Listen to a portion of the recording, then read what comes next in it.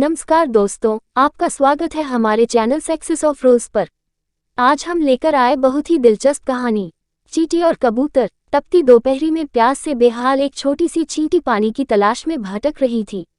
बहुत देर भटकने के बाद उसे एक नदी दिखाई पड़ी और वो खुश होकर नदी की ओर बढ़ने लगी। नदी के किनारे पहुंचकर जब उसने कल कल बहता शीतल जल देखा तो उसकी प्यास और बढ़ गई। वह सीधे नदी में नहीं जा सकती थी, इसलिए किनारे पड़े एक पत्थर पर चढ़कर पानी पीने का प्रयास करने लगी।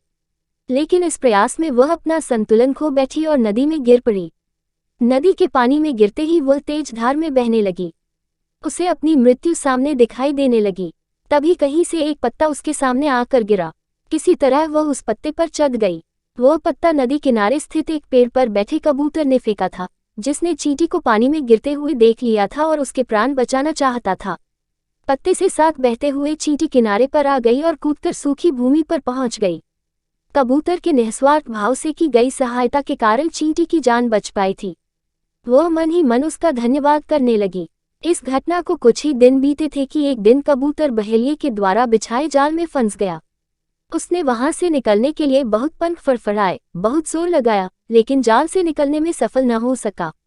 बहेलिये ने जाल उठाया और अपने घर की ओर जाने लगा। कबूतर निस्सहाय सा जाल के भीतर कैद था। जब चींटी की दृष्टि जाल में फंसे कबूतर पर पड़ी तो उसे वह दिन स्मरण हो आया जब कबूतर ने उसके प्राणों की रक्षा की थी। चींटी तुरंत बहेलिये के पास पहुंची और उसके पैर पर जोर जोर से काटने लगी। बहेलिया दर्द से छटपटाने लगा। जाल पर से उसकी पकड़ ढीली पड़ गई और जाल जमीन पर जा गिरा। कबूतर को जाल से निकलने का अवसर प्राप्त हो चुका था। वह झटपट जाल से निकला और उड़ गया। इस तरह चींटी ने कबूतर के द्वारा किए गए उपकार का फल चुकाया। सीख: कर भला हो भला। दूसरों पर किया गया उपकार कभी व्यर्थ नहीं जाता, उसका प्रतिफल कभी न कभी अवश्य प्राप्त होता है। इसलिए सदा निस्वार्थ भाव से दूसरों की सहायता करना चाहिए। कहानी अच्छी लगी हो तो चैनल को भी लाइक और सब्सक्राइब कर लो गाइस। थैंक्स।